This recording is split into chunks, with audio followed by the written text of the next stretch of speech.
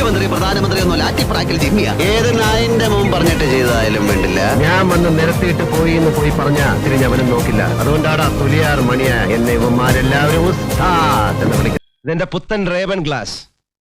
ഇത് ചവിട്ടിപ്പൊട്ടിച്ച് നിന്റെ കാലയും വിട്ടു. 6 വർഷത്തെ ഇടവേള കഴിഞ്ഞ് ഇന്ദുചൂടൻ വന്നിരിക്കുന്നു. പുതിയ കളികൾ കാണാനും ചിലത് കാണിച്ച് പഠിപ്പിക്കാനും. നീ പോടാ മോനെ ദിനേശ.